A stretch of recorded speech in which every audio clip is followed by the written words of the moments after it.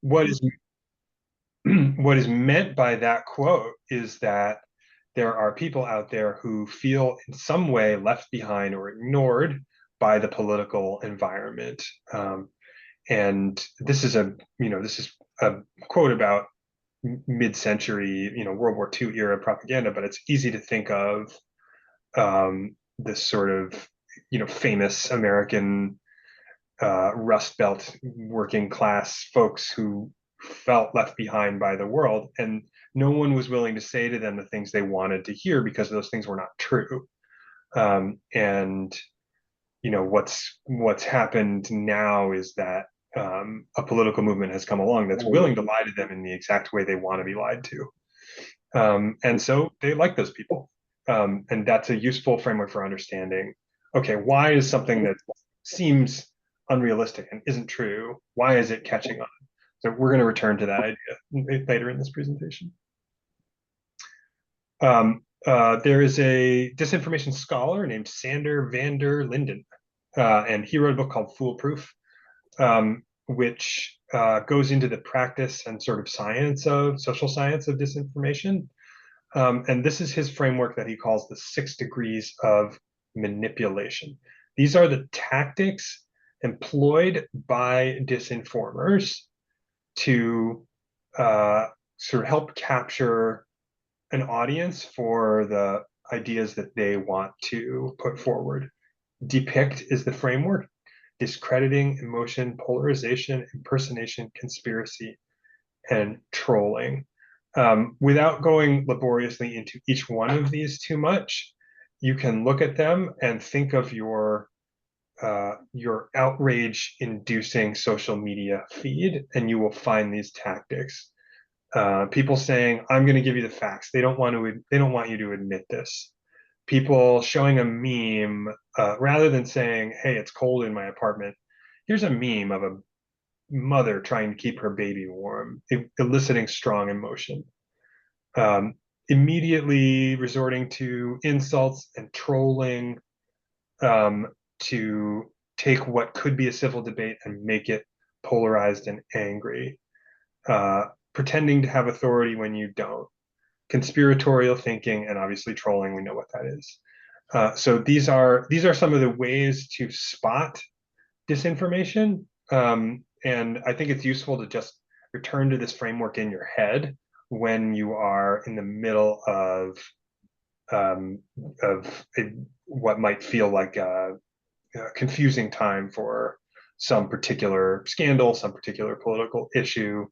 For me, the most recent example was the blackout in Spain. I don't know how many of you folks may have seen posts about that online, but there's a lot of talk about, well, the clean energy is the reason why Spain had a blackout, and all of these tactics are in play. It isn't properly known. It could be true that that a reliance on renewables was part of the cause of that blackout, but what's clear is that the answer isn't really known.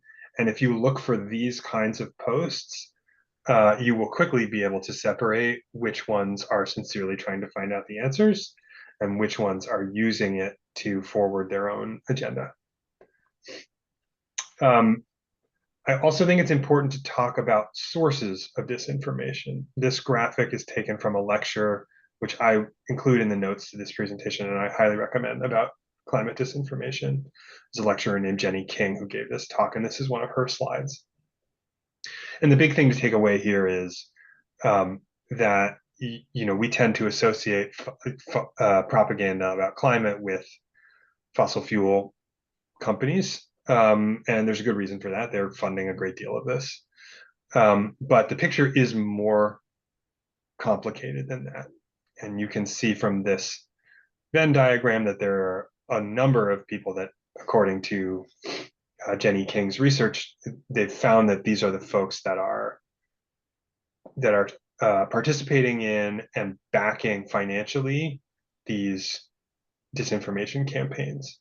That includes far-right political movements. It includes hostile state actors. I don't think it's hard for us on this call to guess who might be examples of that. Outrage merchants can mean somebody like, Alex Jones with InfoWars, or Steve Bannon, or any sort of, shock jock style online influencer. Joe Rogan sells outrage. Um, these are groups that are all benefiting from this, and they may be benefiting because it advances um, a cause, preserving fossil fuels, that they have financial investment in. But they also may just benefit from the attention and clicks and sell ads as a result of that. So it's useful to understand that there's more than one sort of vector here. Now I want to get into specifically understanding what is happening in the content of these talking points, in the content of these sources of the points of disinformation, excuse me. So this again is from Jenny King, and I think it is a really useful sort of way of dividing up the posts you might see about this. I'm talking mostly in terms of social media here, of course, because that's where I tend to see it. But these, you do also hear this on podcasts. You can see it in mainstream and in marginal media. You can hear it on the radio. It really goes for anywhere. But while those talking points may vary in content, they tend to focus on one of the four quote unquote discourses of delay. The first is redirect responsibility. So that's, I, the fossil fuel company, am not the one driving the demand for fossil fuels. It's you with your desire for a gas powered car. Calculate your own carbon footprint. It's kind of an infamous one. Two, push non-transformative solutions. So, one that's kind of controversial, maybe in the environmentalist community, is direct air capture of carbon, which can be seen as a solution and may even be necessary to hitting our climate goals, but is also often used as a permission slip. Hey, we're investing in direct air capture, therefore we're going to keep going with our carbon emitting business. Third, emphasize the downsides. Okay, this is going to come up a lot, I think, with offshore wind. Creepy floating turbine blades in the water, dying whales, ducks. And then four is this sort of climate doom. It's too late. Let's just give up. So you'll see these again and again, and it's a useful rubric that we'll come back to. This slide I tend to include in this presentation primarily for study later because it's pretty detailed. It's a deeper analysis of the discourses of climate delay that I've just gone over. So if you look in the sort of the middle circle here, you've got the four discourses of delay, and then the wider circle is going to be deeper examples of each one. And then once we've thought through our discourses of delay, once we've understand what it is we're up against, this is your set of counter tactics. I like to look at this as kind of a menu, and depending on the goals of your communication, you may want to use one or more of these tactics. So I'm just going to go through them, and we can talk in detail. And this is a place where I would welcome questions if you have them.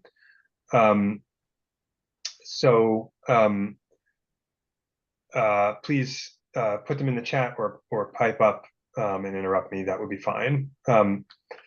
But the first one is regulatory relief. Okay, so this is just going ahead and appealing to the FCC and saying, or going to an organization like Facebook and saying, we need to take down this post.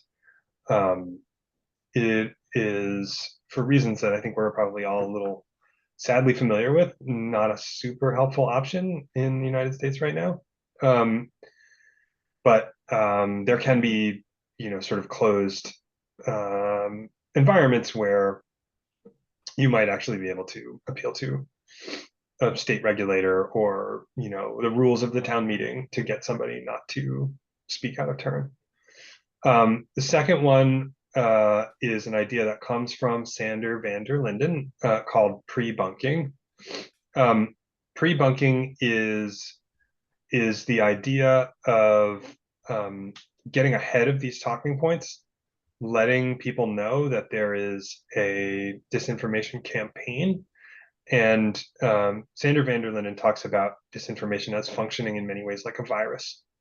The way it spreads, you can sort of model that using network science, and you see patterns that are similar to how a virus spreads. Pre-bunking is the vaccine, and it has been shown by research to be effective. Um, it is exposing people to a quote unquote mild or dead form of the argument. Hey, there's a campaign out there to say that wind turbines kill whales. It's not true. And if you hear it, be suspicious. The challenge with pre-bunking is you have to get there before the disease hits. And in most cases, that's very hard to do because they're always shifting their talking points. And you can sort of knock out one of them, and they'll come with three more that you haven't knocked out. You can also say in a much more general way, um, hey, there's a disinformation campaign against building offshore wind. Be on the alert for it. That can have an effect, but it is a weaker vaccine. Um, so this is a tactic that can be very helpful, and it's important to think specifically about who your audience is um, when you're planning to do it. Identifying disinformation, it's pretty self-evident what that is, but I think it particularly applies to those of us who are working on a specific campaign, just to be able to say to yourself, okay, um, this is actually disinformation. It's not a sincere talking point, and you may be able to find records pointing to who's sponsoring the disinformation. There's a lot of good research out there on specific campaigns, including, I think, specifically on offshore wind in our region. There's, Koch brothers money that's been identified backing some of these things, and you can find out what the talking points are. Um, the next one I think is incredibly important, centering people in climate arguments. And I'll take this kind of in tandem with the hyperlocal context. People tend to feel overwhelmed when you say to them, we need to build these wind turbines in order to complete the energy transition, in order to stave off apocalyptic climate scenarios in 10 or 50 years. The scale of those things is hard for people to keep in their heads. I think that goes for me and maybe for other people um, who are working on this day to day. And if you say to them that those are the stakes of whether we should build a turbine on Martha's Vineyard, they tend not to be able to functionally process it in the argument. And so it's much more important to find ways to put people at the center of things, whether that's members of the community or specific stories where building a wind turbine has helped someone or not building one has hurt someone, and using your specific context to make those people kind of identifiable and real to whoever it is you're talking to. Debunking while centering accurate information. This is, oh, you have a question? I can't hear you. Yeah, I think you can hear me now. So Yep. this is an interesting one, but telling the people story, the people affected stories is very effective. But I'm not quite sure. I can't quite imagine how it applies to climate change, since climate change is so slow, and windmills aren't going to help somebody whose basement is flooded, at least not right away. So I'm just kind of, if you give a couple of examples of how we might do that. Yeah, I mean it's going to vary a lot from subject to subject. And But one example that I might give is you could point to a recent um, hurricane, winter storm, a place where, like in the southeast where I've been focusing my work, um, Winter Storm Elliott caused natural gas uh, power plants to go offline. Their pipelines were frozen, and the wind turbines continued to generate energy. And because that region was over reliant on natural gas, the lights went out and families were shivering in their homes on Christmas Eve. And the regions next door that were connected to wind were just celebrating Christmas Eve. So um, I think that it's important uh, to to sort of choose your context. You're right that wind turbines don't help somebody whose basement is flooded, but that is not the only impact of climate change. And also, um, you get to set the terms here, and I think it's a very important thing to understand that when you are dealing with this information, if you accept their premise, hey, let's have a debate about whales, you are ceding a lot of really important ground to them. Because now we're talking about whales and we're not talking about the benefits of wind power, which are very real and very meaningful.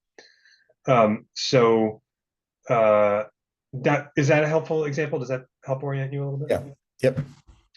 Um, okay, I want to talk about debunking while centering accurate information. You'll recall that the first title slide here was called Never Repeat the Lies.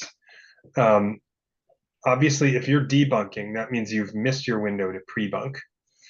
And now, the textbook example of what not to do would be to go on Twitter and quote tweet somebody saying something from Green Oceans about, oh, this wind turbine killed a family of whales. Here's the picture of the dead whales. Here's the nasty polarizing comment. I'm going to quote tweet it and say, this is not true. That picture is from something else. Um, that tends to amplify the disinformation. Debunking is the kind of thing you do only if you must. And when you do it, it is very important to keep in mind the truth sandwich. The true statement leads first. The the false statement is kept brief and in the middle of the sandwich, and then the true statement falls at the end. This is just a language theorist's framework for here's how you debunk something. It's very useful in kind of disciplining yourself, especially if what you're doing is writing something longer. And then the last one I call counter propaganda. This is something that Sefton Delmer trafficked in, and he occasionally crossed the line into making false statements. There are good reasons to not do that. You can sort of have your moral debate about whether lying in the service of a good agenda is the right thing to do, but I am not going to encourage it. What I would say counter propaganda means is paying attention to um, the the frameworks and facts that matter to the people you're talking to. If you are trying to convince someone who is strongly skeptical of climate that we need a wind turbine, you're not going to get very far by saying it's going to help decarbonize our electrical grid. You might get somewhere if you point out to them that it, as Caitlin noted in the chat, that it creates jobs, that it's going to bring their electric bills down, that it leads to freedom from OPEC.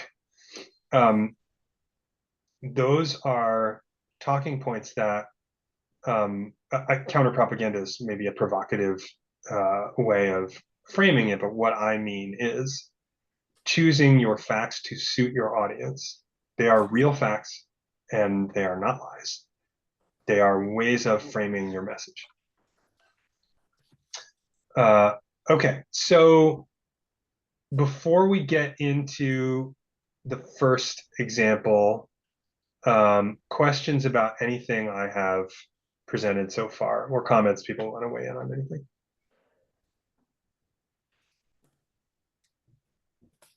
Yeah, go ahead. I always have questions. Sorry. That's great. So one of the things that I was thinking as you were talking, and I can't remember which point it was, but your later comments kind of said don't do this, and that's the thing of you know they're not telling the truth. This concept that they're not telling the truth. Hmm. So because to say that you have to say what truth they're not telling or what they're not telling the truth about.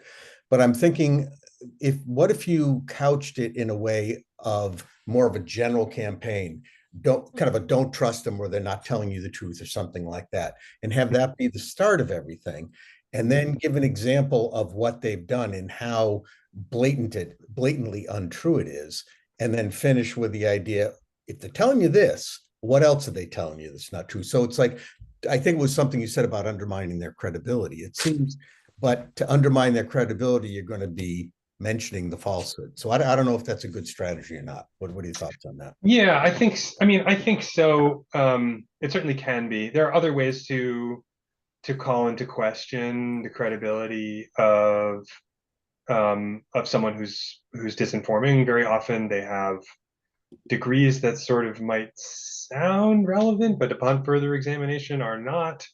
I'm trying to think of the famous example of Rand Paul was weighing in on weighing in on vaccines as an eye doctor. It's kind of like, what's that credential again? Um, and so that's one way of doing it. Looking at where their funding is coming from, pointing out the ways in which they're not transparent about what's important to them. There are a lot of different ways to note questions about the credibility. And I am not against all repetition of untrue statements. I just think it needs to be deployed very carefully because you are, in effect, whatever you are posting or saying through your messaging is going to be a carrier of the quote unquote disinformation virus. And so I would look at it as an option. If you can't see another way to get to your point, then so be it. You need to debunk something. But there are messaging is a much wider canvas than your sort of first instincts might allow you to believe. And my view is if you're talking about whales, you're losing the debate. Anyone else have questions at this point?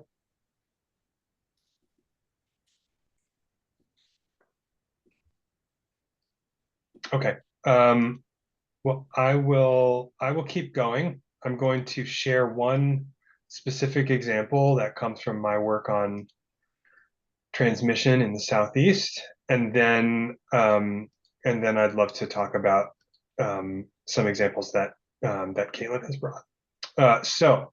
Back to my slides here. This was a comment made in a utility commission hearing by Duke Energy in North Carolina. We can't use the power grid as a laboratory for renewables. The reason that I'm sharing this is so that we can practice working through these discourses of delay that I'm showing in my slides here, and then ask a few other standard questions about this quote so that we can think about strategies for responding to it. I'm going to lay out a couple of options for ways that you could respond, and I'll be interested to hear what folks think might be effective. So we can't use the power grid as a laboratory for renewables. What what is happening here? This is, in my view, delay category number 3, which is to emphasize the downsides. This argument is saying renewable energy is too unreliable and can't be deployed without leading to widespread outages. The next question I would encourage people to ask is, who is benefiting from this argument? In this case, I'm identifying the shareholders of Duke Energy, which has come to this proceeding to try to get its it's IRP approved with minimal concessions to renewables. And then the next question I would ask is, what is the goal of our rebuttal? And that's going to change quite a bit depending on not only the content of the piece of disinformation, but also the venue in which it's happening, who you're talking to, what you're talking about, who is listening. So in my specific case, I was working for the Southern Alliance for Clean Energy. We were interveners in that hearing, and we wanted specifically to persuade the North Carolina Utility Commission to reject or modify Duke's IRP. So with all that in mind, here are three possible communication strategies. I'm reading straight off the slide here. So have a look at these and think about which one you would favor. First is file a rebuttal to the North Carolina Utilities Commission saying that renewables are as reliable as fossil fuels. Two would be to publish an op-ed in a North Carolina paper arguing that customers are facing power outages because they can't connect to power that's far away from their homes through long transmission lines. Option three would be to file a complaint with the FCC saying that Duke is in violation of their rules on broadcasting false information that causes substantial public harm. So those are the three options. I have a favorite here, but I don't think it is a pass-fail question. I am just interested in responses. So anyone want to weigh in? I think we have one vote in the chat for number one. You guys can put your answers in the chat or you can speak up, whatever you like.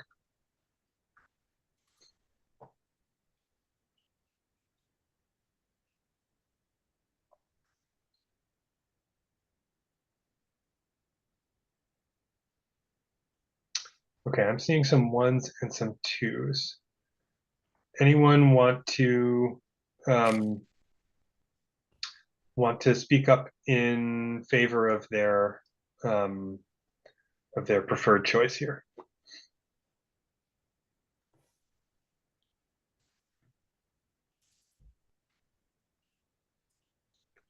I like the op-ed idea in that you're taking it to have the potential to reach more people, and you're taking it kind of to the public forum, and then also connecting power outages to the distant power, like making that case. I just like that argument, and then you're sort of making a more offensive argument, as it feels to me. Yeah, Bill, who asked a couple questions, is one of our resident op-ed champion writers, being a professional writer. So we do try to leverage the power of the op-ed. But yeah, they all have merits. Maybe someone for number one want to share what they liked about that.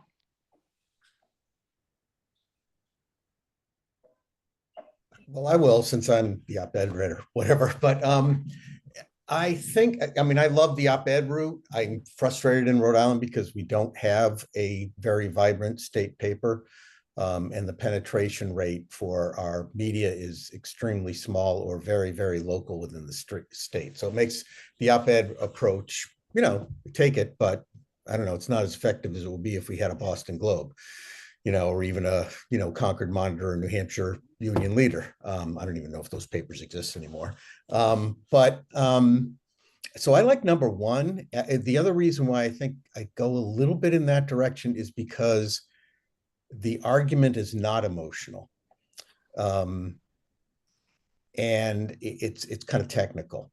And I don't think that readers are, I think that maybe this is a more of an argument to make to the regulators than to the public. But that's just a thought. And I would love to hear otherwise. So someone has weighed in favor of all of the above. Would that person like to share their thoughts? Yeah, that's me, Thomas Palmer.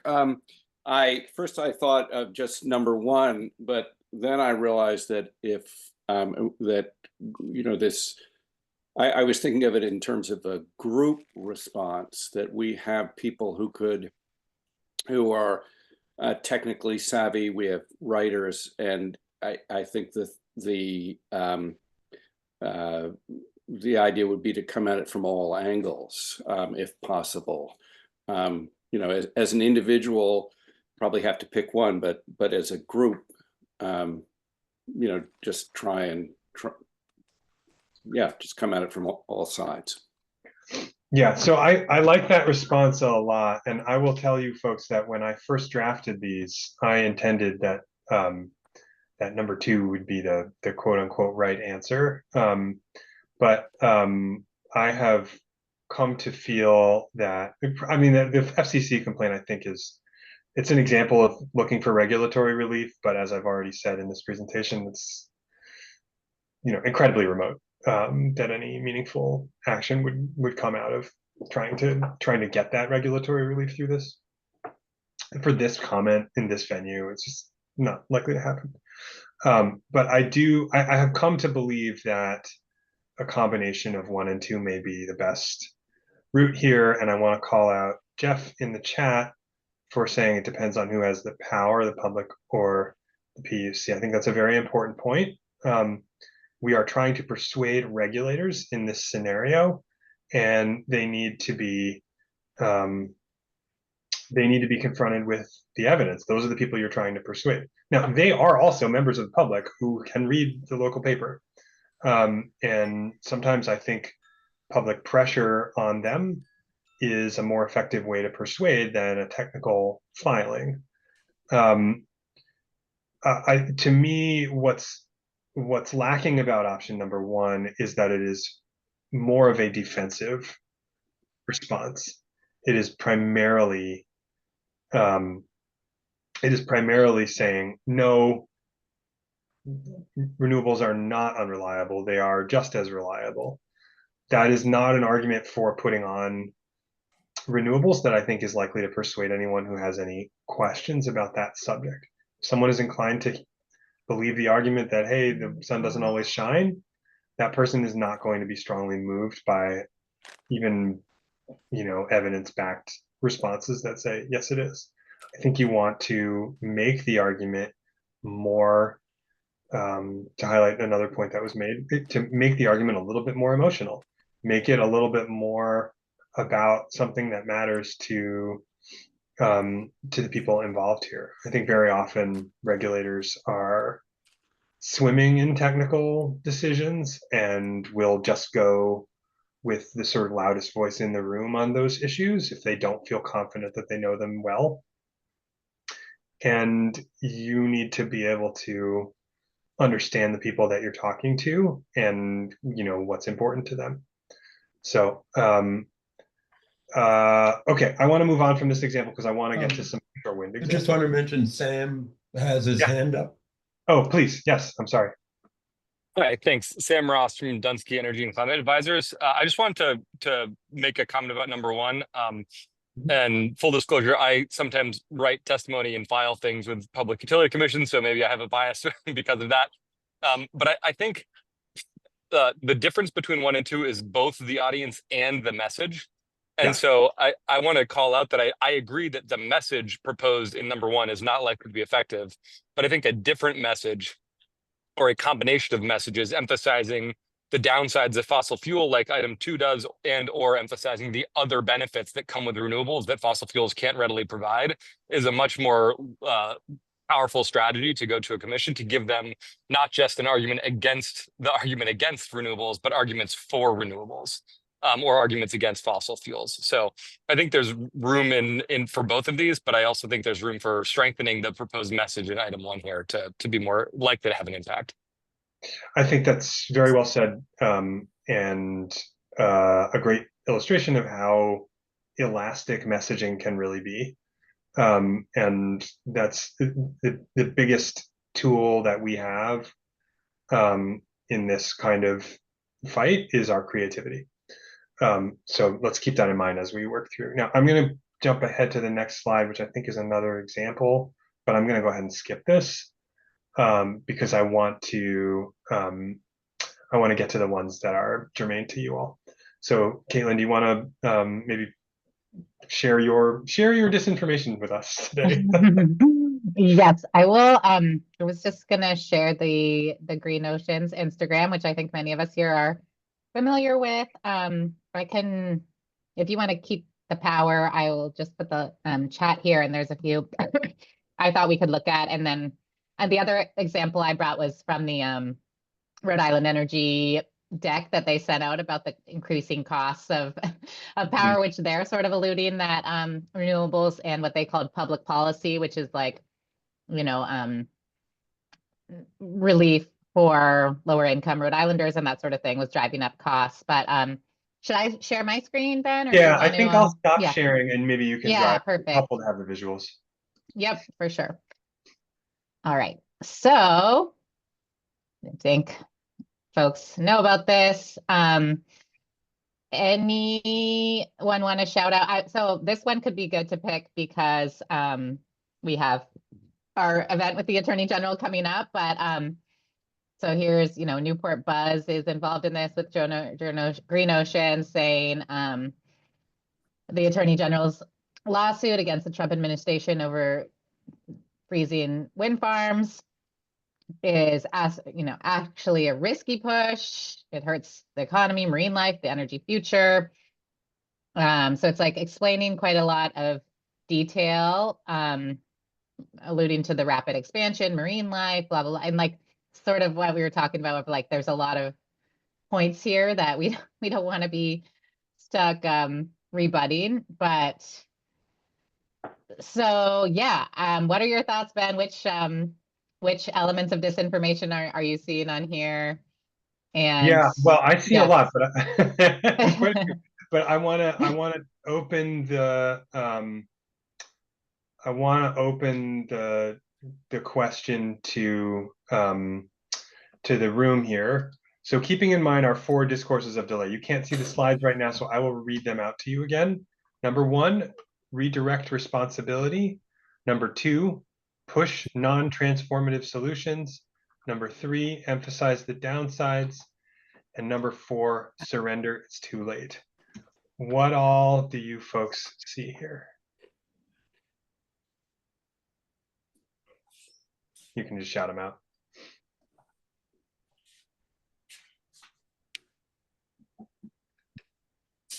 Redirect. Redirect responsibility and emphasize the downsides. Yeah. Yeah. Yes, I think, I mean, look, the obvious one is the downsides. It's also, I think, the most common. We're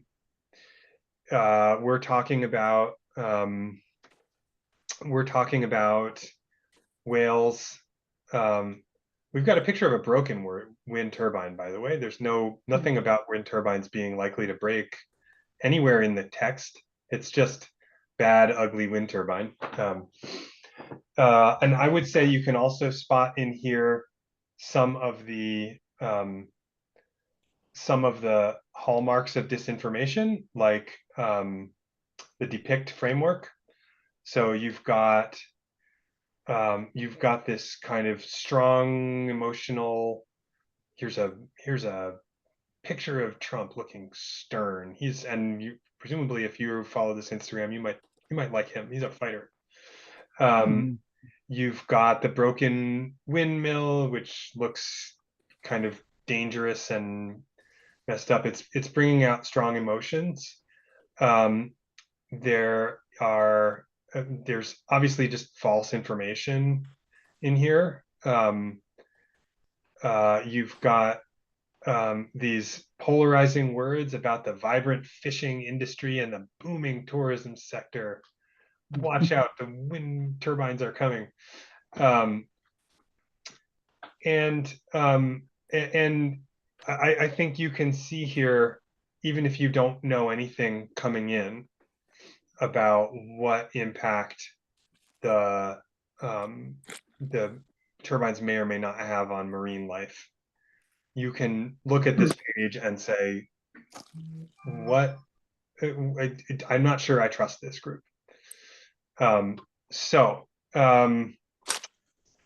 The next question to ask ourselves, Can you working explain why you think a nonpartisan reader would immediately not trust this group? no, well, what I'm saying is that you, as a person who is literate in Oh, yeah, okay. information, Yeah.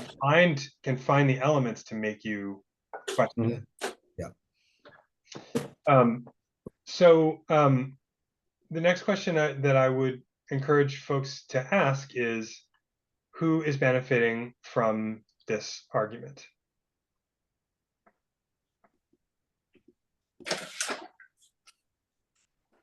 Sure. I can't really read it. It's bad. Oh, is it too small? Too small. It's a little small. Okay. Yeah. Yeah. But the major points here. I'll go through I'll go through the major. I'm seeing fossil fuel industry stakeholders against wind. The person who posted that, let me ask, who are the stakeholders against wind? NIMBYs is a good one. Yeah. Wealthy people with views, people supporting fishing. Right. Right. So, and I wouldn't be at all surprised. I don't know if anyone's looked into Green Oceans and whether we know that to be a fossil fuel backed organization, but I wouldn't be at all surprised to hear that it was. Groups like fishermen to think that they benefit from the argument. Yes, then there are known links between, I know there are links between the Federalist Society and some of the New England Fishermen Associations. I have a yes. Yes, there is fossil fuel money here. Thank you, Emily, in the chat. So returning to our framework, what's the goal of responding to this? What are we trying to achieve? Have to protest. Well, yeah, I don't know if we would want to, repeat the lies, but I think it's great what Tom is saying here, that they have 400 likes because it relates to back to what you've said of that emotional connection, and people are lonely and they join this group and they feel part of something and they're fighting, so maybe I'm wondering, like, how can we make the enthusiasm for these lawsuits like just as appealing? But I'd be curious what others think. I mean, in terms of responding on the economic front or the marine life front. What are some other? I mean, who do we want to talk to and what do we want to persuade them of? Those are the questions that I always find myself coming back to. I'd say we want to talk to legislators, because they're scared of their constituents. They're scared of their constituents' concern about rising electric rates, which are already high, and it's very easy to, make people scared that they're going to go higher. And legislators are scared to pass anything that can be used against them in that way. I think, and then so the public also. And I think that the number one issue here is it going to raise my electric rates? It shouldn't be. It's not the most important thing, but it is what's driving the people who are persuadable. The people who think the environment's number one are already on board. It's the people that are worried about their pocketbooks that we got to convince. Yeah, and a tricky thing with offshore wind is that it still costs a fair amount. It sometimes can be an easier fight if you're talking about solar or onshore wind. But I do think you're right that you might want to talk to legislators. You might want to kind of pre-bunk this with regulators and say, look, there's an active disinformation campaign to convince people that wind turbines are bad for marine life, for fishermen. It's far from clear that either of those things has any basis in reality. Wind turbines do not disrupt tourism. What point is that? So if you are able to get in conversation with someone who has regulatory or legislative power over this, pre-bunking it with them might be a very good idea. And say, you know, watch out for green oceans. We've established that they have some links to, you know, fossil fuel interests. Again, I see there's some debate about this finer points of that in the chat, but you know, whatever you can show that is true, it's worth showing. And in terms of the specific content of the message, I think it's also right to focus on you know, price shocks, even if you have a high price renewable.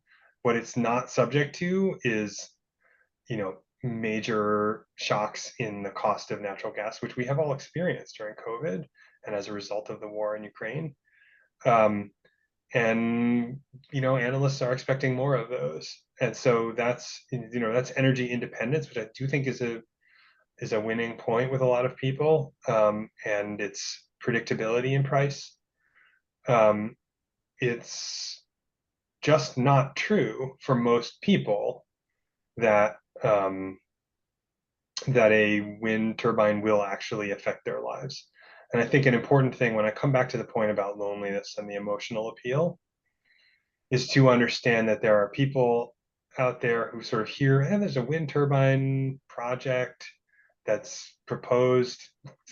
Some of my neighbors hate it. How do I feel about this? I'm not sure. But then I read this thing about whales and I go, yeah, I am against this.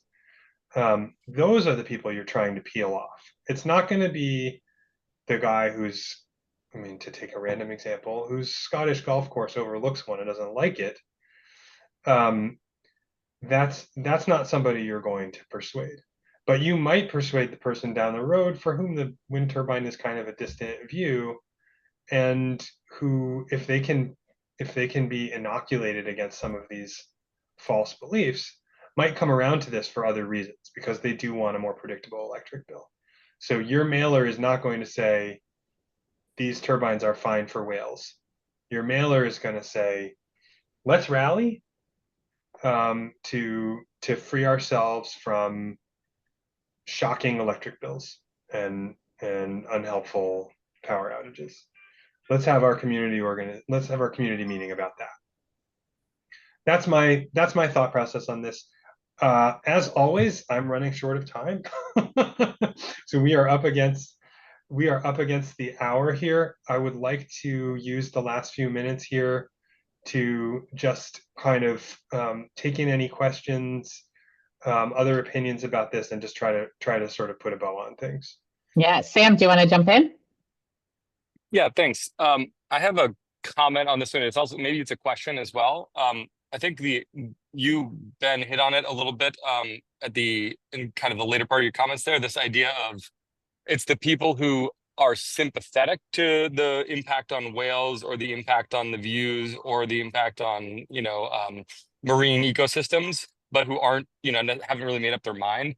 I wonder if one of the audiences for counter messaging here is actually other organizations in Rhode Island that have those specific things as their interest areas. So groups that are focused on coastal well-being, like the Coastal Resource Management Council.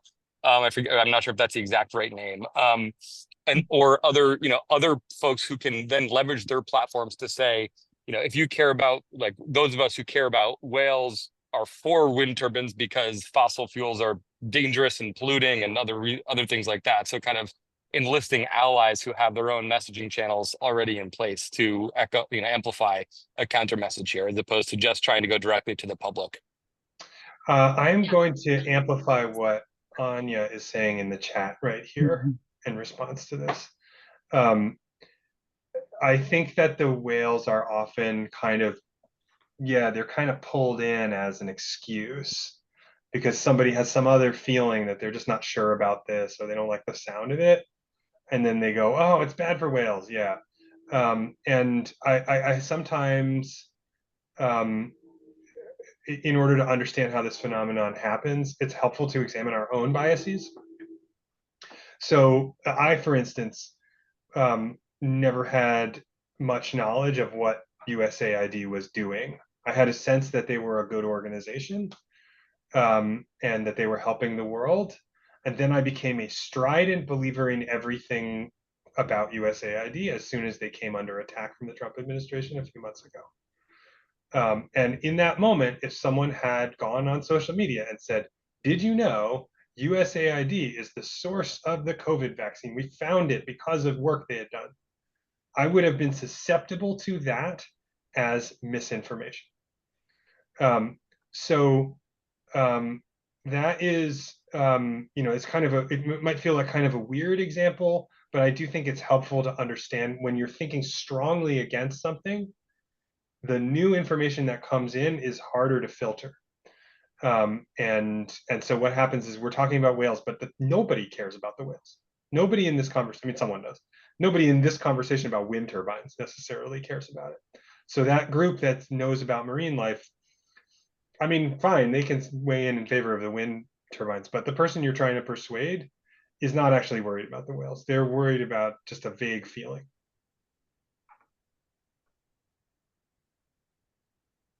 Jeff, do you want to jump in? Sure. So, so there's a bias. I mean, I think it's tends to be easier to stop things. And there's a bias. It came up during COVID. We'd rather make a mistake by not doing something than making a mistake by doing something. So people who were unsure about the vaccine were more likely not to take it because they didn't want to take an action that was a mistake, despite risking disease by not doing something. And what has always bothered me in the climate thing is, like, the old argument was, there's some doubt about climate change, so we don't want to do anything, which drove me nuts because we were radically changing the environment by pumping CO2. So I just wonder about messaging, like that original thing in North Carolina, that we don't want to use the grid to, like, we don't want to do anything. So messaging that labels the status quo as doing stuff. So we don't want to continue polluting the ocean with fossil fuels. And wind turbines is a way to stop doing that. That might reverse the polarity of that, of doing and not doing. Yeah, I think, I mean, I'm sympathetic to what you're saying. I also want to push back on a few premises in it. One of them is that I think frustrated advocates, in which I include myself, are often looking for reasons why this work is so hard, and so we tend to reach for explanations that sort of show why it's harder to do what we're doing than to oppose what we're doing. And which is not to say that it isn't true that it's easier to take no action. But I think that sort of friction can be eliminated depending on how you frame the issue. And there are many examples of utilities, fossil gas plants being built actively in a way that is very much not the status quo that are going ahead. And then, you've got this kind of, Rhode Island beach community that's saying, well, we're against building this new big thing. I mean, that feels like, it's easier to say no than to say yes. But if you go to the legislator and you show them, listen, this is what's projected for sea level rise in a relatively short amount of time for your beach county. Do you want to be on the wrong side of this? That is a pretty powerful motivator. So I think that the ways in which, in understanding who you're talking to and what's important to them, can flip that calculus pretty effectively. Yeah, no, I agree, but the frame it is right. Yeah, a huge not amount doing of this wind really is doing something that's a mistake, as Right. opposed to it's playing it safe by not doing anything. Right. I see we've got another question from Sam, and then I'll sort of leave I have to go myself here in a few minutes, but let's maybe take one more after that if there are any, and then we can kind of wrap it up. Sam, do you Oh, I want to go think I ahead? forgot to lower my hand. Apologies. Okay. No worries. I Any can take last questions? Yeah, anyone want to jump in?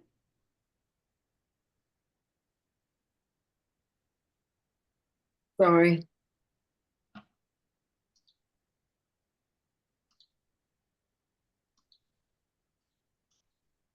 I guess one point I'm wondering about coming off of this is you mentioned, we don't want to be talking about whales, or like last time we talked, it was like you find yourself in some argument about the minutia of like duck nests and where ducks lay their nests in this specific Arctic turn. And it's like, how did I get here? I want to be talking about renewable energy and why am I? But I'm kind of wondering if there's a counter strategy or what you would think of that in terms of like all the benefits and all of the and coming from different angles and dropping a lot of information about the negative effects of climate change, but the good jobs, but the places where it's still going forward. And I guess you do see that strategy with, folks that are putting out a lot of messages, but is there kind of a positive analogy to like getting into some of these details, or like this sort of a flooding the zone type thing, but with positive examples? Well, I mean, there are a lot of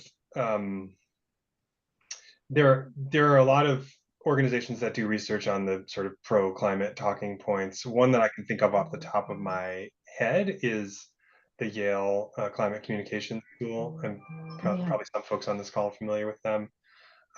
And I mean, you can find pro climate talking point. It's something I wish that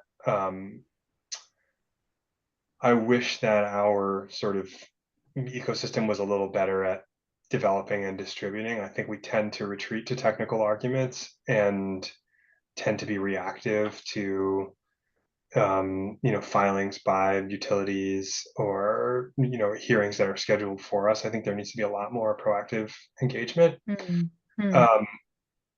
But a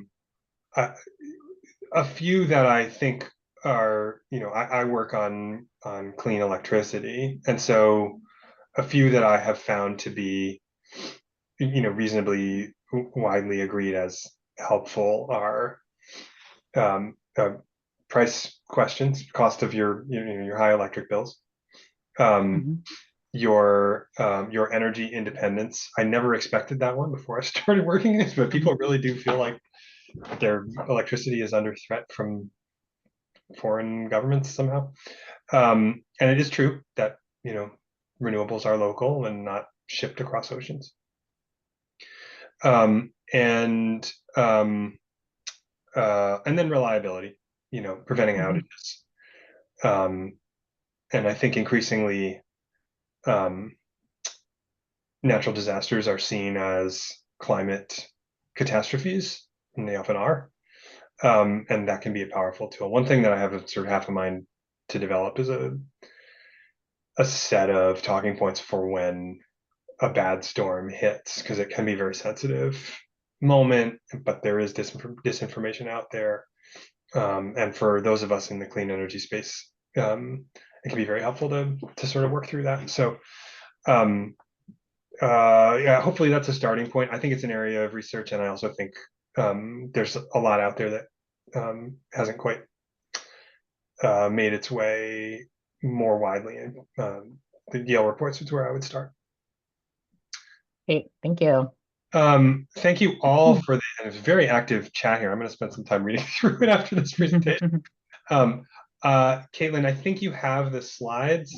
There are a few at the end I didn't get to with references and further reading and a history of climate disinformation.